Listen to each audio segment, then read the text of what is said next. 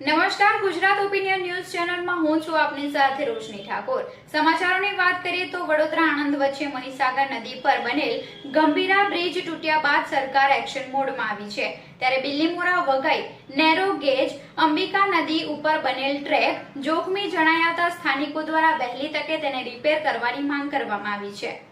Bilimora Waghai narrow gauge train જે 100 વર્ષથી પણ વધુ સમયથી કાર્યરત હોય અને ઐતિહાસિક ટ્રેન તરીકે પણ જાણીતી હોય ત્યારે 1013માં બનાવવામાં આવેલ 63 કિલોમીટરના બિલ્લીમોરા વઘઈ નેરોગેજ ટ્રેનના અંબિકા નદી પરનો ટ્રેક ખૂબ જ જૂનો હોય અને ગત 7 જુલાઈના રોજ વેસ્ટર્ન રેલવેના DRM પંકજ સિંઘે ટ્રેકનું નિરીક્ષણ કર્યું હતું અને આ ટ્રેક પર 10 કિલોમીટર પ્રતિ કલાકની ઝડપે ટ્રેન દોડાવવાની સૂચના પણ આપી હતી।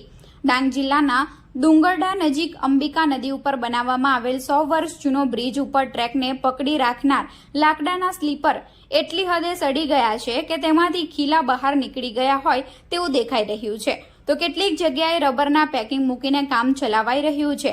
ડાંગ જિલ્લો કુદરતી સૌંદર્યથી ભરપૂર હોય, પ્રવાસીઓ પણ મોટી સંખ્યામાં ડાંગ જિલ્લામાં આવતા હોય છે, ત્યારે આ ટ્રેનનો ઉપયોગ સ્થાનિક લોકો સહિત પ્રવાસીઓ પણ કરી રહ્યા છે। ત્યારે અંબિકા નદી બ્રિજ ઉપરના આ ટ્રેક વહેલી તકે રિપેર કરવાની સ્થાનિકો માંગ કરી રહ્યા છે। બોરી ગાવઠાનો વતની છું। આમ વઘઈથી છાવડા રોડ પર આવેલું ગામ છે। અત્યારે વઘઈથી જતાં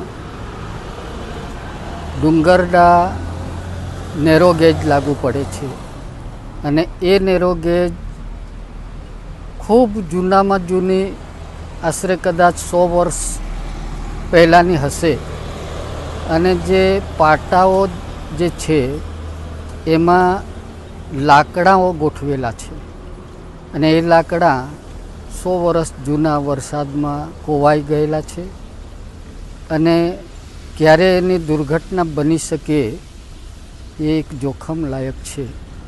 અત્યારે હાલ જોઈએ છે ત્યારે ઘણી બધી દુર્ઘટનાઓ બનેલી છે અને અમને પણ એવું લાગ્યું છે કે આ નેરો ગેજમાં પણ આ જો મરામત કરવામાં ન આવે તો આવી ઘટના બની શકે, એટલા માટે અમે પણ રેલવે તંત્રને સજાગ કરવા માગીએ છીએ કે વહેલી તકે મરામત કરાવે અને આવી દુર્ઘટનાથી લોકોની જાનહાનિને બચાવે।